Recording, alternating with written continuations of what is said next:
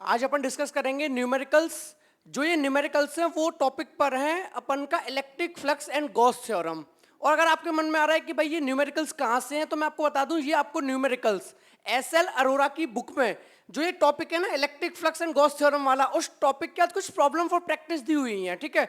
वहां पर आपको ये न्यूमेरिकल्स मिल जाएंगे एसएल अरोरा की बुक में, ठीक है। तो स्टार्ट करते हैं अपने क्वेश्चंस।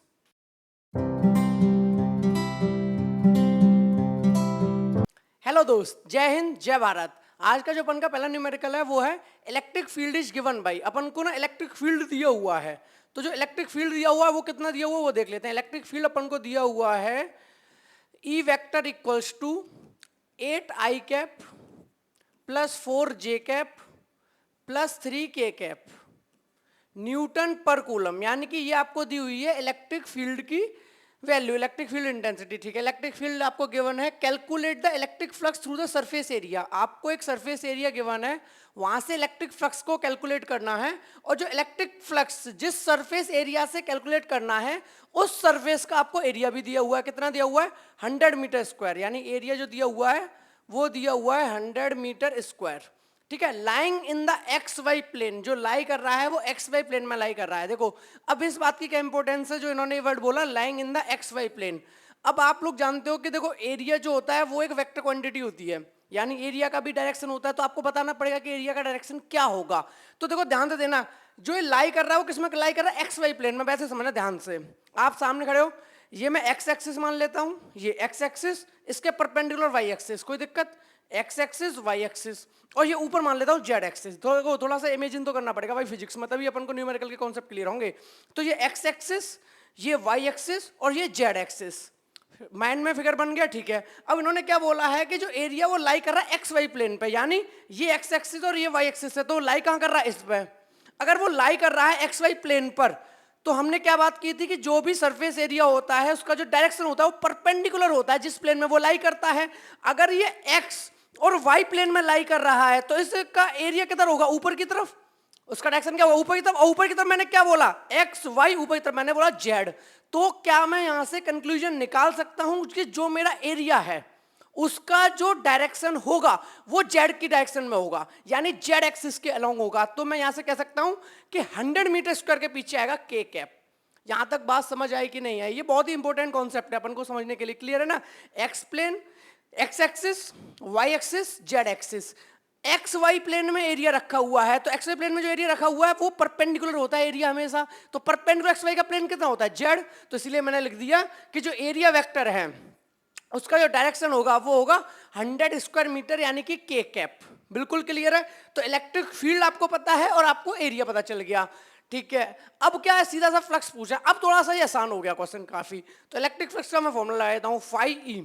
इलेक्ट्रिक फ्लक्स मेरा क्या होता है? E vector dot A vector, यानी इलेक्ट्रिक फील्ड और एरिया के वेक्टर का डॉट प्रोडक्ट, ठीक है भाई। ई वेक्टर डॉट ए प्रोडक्ट कर देता हूं। ई वेक्टर, ई को वैल्यू पुट कर लेता हूं, कितना कितना है? 8i cap plus 4j cap plus 3k cap. ये वाली बात तो हो गई मेरे भाई ई की, ठीक है। मल्टीप्लाई या फिर डॉट किसका? एरिया का। तो एरिया इधर लिख लेता हूं, चूंकि एरिया में सिर्फ एक है 100 के कैप, बाकी सब देख लो सब कुछ ऐसा यूनिट में है कि नहीं है, क्योंकि फिजिक्स के अंदर सबसे इंपॉर्टेंट तो यही है कि जो भी आपको फिजिकल क्वांटिटी गिवन है वैसे यूनिट में होनी चाहिए। तो इलेक्ट्रिक फील्ड मेरा न्यूटन पर कूलम में है, कोई प्रॉब्लम नहीं। एरिया मेरा मीटर स्क्वायर में, कोई प्रॉब्लम नहीं। दोनों ही अपनी अपनी ऐसे यूनिट में है, मैं आराम से वैल्यूज को पुट कर सकता हूँ। ओके, तो 8i cap plus 4j cap plus 3k cap, तो ये अपन का हो गया इलेक्ट्रिक फील्ड और वो अपन का हो गया एरिया। इन दोनों का जैसे ही मैं मल्टीप्लाई करूंगा ई वेक्टर डॉट ए, तो अपन को इलेक्ट्रिक फ्लक्स कैलकुलेट हो जाएगा। क्लियर है मेरे भाई? ठीक है, तो अब वो कर देते हैं, मल्टीप्लाई कर देते हैं। अब आपको मल्टीप्लाई करने का तरीका पता होगा, देखो डॉट प्रोडक्ट, ये आपने 11th में पढ़े होंगे। डॉट प्रोडक्ट आपको बहुत अच्छे से पता होना चाहिए, कैसे करते थे।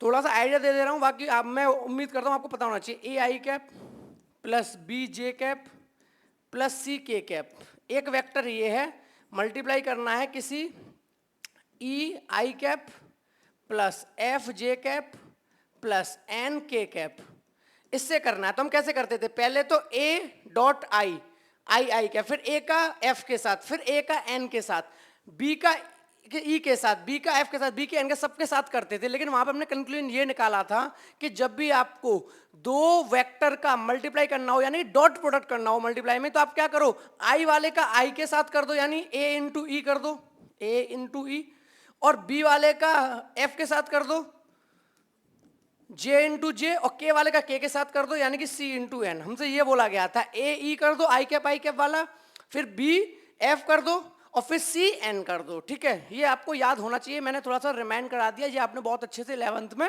डिस्कस किया होगा, पढ़ा होगा आपने। ठीक है, ऐसे रफ कर देता हूं। ठीक है, तो अपन क्या करेंगे, देखो आई, अब आई कैप यहाँ तो है लेकिन उधर दूसरे वाले क्वांटिटी में तो है ही नहीं यहाँ पे कोई भी, तो यहाँ पर आई क्या होगा, जीरो होगा। आई वाले का जो कोफिशिएंट होगा कितना होगा, जीरो होगा उसका मैग्नीट्यूड। ठीक है भाई, तो यहाँ पे हो गया जीरो प्लस जे इधर नहीं है तो ये भी जीरो प्लस के कैप यहाँ भी है, के कैप यहाँ भी है, यानी 3 इंटू 100, 3 इंटू 100, तो आपका आंसर आ जाएगा मेरे भाई 300। और ये क्या आ गया, फ्लक्स आ गया। फ्लक्स की यूनिट की बात कर लेता हूँ, तो फ्लक्स की यूनिट क्या होगी, न्यूटन पर कूलम मीटर स्क्वायर, यानी ये आ गया आपका इलेक्ट्रिक फ्लक्स। क्लियर है मेरे भाई, वीडियो पॉज करके नोट कर लो, फिर आगे बढ़ते हैं।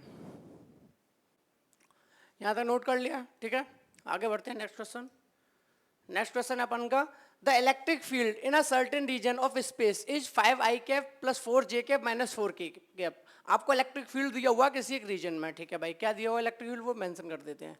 तो इलेक्ट्रिक फील्ड आपको उनको दिया हुआ है 5 I cap plus 4 J cap minus 4 K cap, ठीक है, into 10 to the power 5 into 10 to the power 5 newton पर कूलम। अपनी एसआई यूनिट में भी दिया हुआ है इलेक्ट्रिक फील्ड, बहुत अच्छी बात है। ठीक है, इलेक्ट्रिक फील्ड अपन को गिवन है, और क्या गिवन है, calculate the flux due to this field over an area. आपको इस इलेक्ट्रिक फील्ड की वजह से कैलकुलेट करना है electric flux over an area. जो एरिया वो कितना गिवन है आपको, एरिया इतना गिवन है, यानी ए वेक्टर जो आपको गिवन है वो है 2 आई कैप माइनस जे कैप और के कैप यहाँ पे है नहीं, into 10 to the power minus का 2 मीटर स्क्वायर। अच्छी बात है कि ये भी आपको अपनी एसआई यूनिट में दिया हुआ है, यानी कि एरिया भी आपको एसआई यूनिट में ही गिवन है। ओके, अब आपको फ्लक्स पूछा, अब तो काफ़ी आसान है। तो इलेक्ट्रिक फ्लक्स का फॉर्मूला आपको होता है फाई ई, क्या होता है, E vector dot A vector, E vector dot A vector, यानी इलेक्ट्रिक फील्ड और एरिया का डॉट प्रोडक्ट। ठीक है, तो ई वेक्टर क्या है, 5 I cap plus 4 J cap minus 4 K cap, ठीक है, into 10 to the power 5 into 10 to the power 5। ये तो आपका हो गया ई, ये मैंने वैल्यू पुट कर दी, ई हो गया। अभी किससे डॉट करना है, ए से, तो यहाँ पे एरिया लिख देता हूँ। एरिया कितना गिवन है, 2 आई कैप माइनस जे कैप और into 10 to the power minus का 2। यहाँ तक बात क्लियर है, कुछ नहीं किया है, वैल्यू पुट की है सिंपल, ध्यान से देख लो वैल्यू क्या पुट की है मैंने। ई की वैल्यू जो थी वो पुट कर दी 5 I cap plus 4 J cap minus 4 K cap into 10 to the power 5 I cap plus 4 J cap minus 4 K cap into 10 to the 5। ये ई की वैल्यू पुट हो गई। अब डॉट ए, यानी कि ए पुट करना था, तो मुझे एरिया कितना गिवन था, 2 आई cap minus J cap, 2 I cap minus J cap into 10 to the power minus का 2। अब इसको मैं कैलकुलेट करूंगा तो मेरे को इलेक्ट्रिक फ्लक्स मिल जाएगा। बिल्कुल, अब कैलकुलेशन करनी आसान है अपन के लिए। ठीक है, तो कैलकुलेट करते हैं। अब देखो, मैंने क्या बताया था, जो आई कैप है उसका आई कैप के साथ मल्टीप्लाई, जे कैप है उसका जे कैप के साथ, के कैप का के कैप के साथ। ठीक है, 5 आई कैप, यहाँ 2 आई कैप है, 5 इंटू 2, 5 फ्लक्स निकाल रहा हूँ मैं, ठीक है, 5 इंटू 2 आई हो गया प्लस। अब आगे देखो, 4 जे कैप है, यहाँ माइनस जे कैप है, यानी कि अगर जे के साथ कुछ भी नहीं है यानी कि 1 होगा, तो प्लस 4 इंटू माइनस 1, तो ये हो गया माइनस का 4। क्लियर है ना, 4 इंटू माइनस का 1। अब रही बात के की, तो यहाँ पर तो के है माइनस 4 के कैप यहाँ पर, लेकिन के नहीं है, तो यहाँ पर के नहीं है, इसका मतलब क्या है, वहाँ 0 होगा, तो 4 इंटू 0 0 हो जाएगा, तो ये तो वैसे ही हट गया। Into 10 to the power 5 into 10 to the minus 2, solve कर लो, बेस सेम है, पावर ऐड हो जाती है, तो 10 to the power 5 into 10 to the power minus का 2, तो 5 माइनस 2, यानी 5 माइनस 2 कितना बचा आपका, 3 बचा positive, into 10 to the power 3 into 10 to the power 3। Clear है। अब अपन को क्या निकालना है, इलेक्ट्रिक फ्लक्स निकाल देते हैं। 5 ई इक्वल्स टू मेरा हो जाएगा 5 2 जा 10 माइनस का 4 इंटू 10 टू द पावर 3, तो 5 ई इज इक्वल्स टू 10 में से 4 गए तो 6 into 10 to the power 3 newton पर कूलम मीटर स्क्वायर। ये आपका हो गया इलेक्ट्रिक फ्लक्स, कितना हो गया 10⁻⁴ कर दिया। इलेक्ट्रिक फ्लक्स की वैल्यू आ गई 6 × 10⁻³ न्यूटन पर कूलम मीटर स्क्वायर। यहाँ तक बहुत अच्छे से क्लियर है, यानी कि जो इलेक्ट्रिक फ्लक्स पूछा गया है इस सरफेस एरिया के अलोंग, किसके अलोंग 2i कैप माइनस जे कैप इंटू 10⁻², इसके अलोंग जो इलेक्ट्रिक फील्ड की वजह से इलेक्ट्रिक फ्लक्स होगा उसका जो अमाउंट होगा वो 6 × 10⁻³ न्यूटन मीटर स्क्वायर पर कूलम होगा। आई होप आपको ये टॉपिक क्लियर हो गया होगा। दो न्यूमेरिकल बहुत अच्छे से क्लियर हो गए होंगे। मैं आपको थोड़ा सा बता दूं कि देखो मेरे भाई, मेरे इस चैनल पर एसएल अरोरा की बुक से क्या हो रहा है, हर टॉपिक के 3-4 क्वेश्चंस आ रहे हैं, ठीक है। तो मेरी कोशिश ये है कि हर टॉपिक के एसएल अरोरा की प्रॉब्लम फॉर प्रैक्टिस करा दूं मेनली, क्योंकि देखो जो एग्जांपल्स गिवन है एसएल अरोरा में वो तो आप खुद से भी कर सकते हो ट्राई, उसमें इतना बड़ा प्रॉब्लम नहीं है। तो मैं एग्जाम्पल्स को अवॉइड कर रहा हूँ, एग्जाम्पल अभी नहीं करा रहा हूँ, बाद में करा दूंगा, ठीक है। तो अभी मैं क्या कर रहा हूँ, हर टॉपिक से 4 या 5 या 3-4-5 लगभग न्यूमेरिकल्स उठा रहा हूँ प्रॉब्लम फॉर प्रैक्टिस से और आपको समझा देता हूँ। आपको एक बार मेथड समझ आ गया, अब आपकी चॉइस है कि आप बाकी के सारे क्वेश्चंस करो, ठीक है। अब आपकी ये रेस्पॉन्सिबिलिटी बनती है कि जो भी आपको न्यूमेरिकल ना आए प्रॉब्लम फॉर प्रैक्टिस में से, मान लो मैंने 3 क्वेश्चंस कराए, अब आगे मान लो 8 दिए हुए हैं तो 5 तो आपको ही करने हैं। तो जब 5 आप न्यूमेरिकल करते टाइम पे कोई भी डाउट आ रहा है, आपको लग रहा है कि नहीं यार मेरे को 7th वाला नहीं आया, तो कमेंट करके बता दो, उस पर मैं एक सेपरेट वीडियो ले आऊंगा। ज्यादा से कितने की आएगी, 10-15 मिनट की वीडियो आएगी, ठीक है। उस न्यूमेरिकल पे एक वीडियो में ले आऊंगा। क्लियर है? तो समझ आ गया अपन किस तरीके से आगे बढ़ रहे हैं। बाकी प्लेलिस्ट में आपको सारा सीक्वेंस में मिल जाएगा। 3 चैप्टर तो हमारे हो चुके हैं, 4th चैप्टर हमारा भी सीक्वेंस में चल रहा है, ठीक है। और किसी भी तरह का कोई भी डाउट हो या कोई सजेशन हो या कोई भी फीडबैक हो तो आप कमेंट सेक्शन में कमेंट करके बता सकते हैं। मिलते हैं फिर अपन नेक्स्ट वीडियो में अपने नए कॉन्सेप्ट और कुछ नए न्यूमेरिकल्स के साथ। Thank you so much.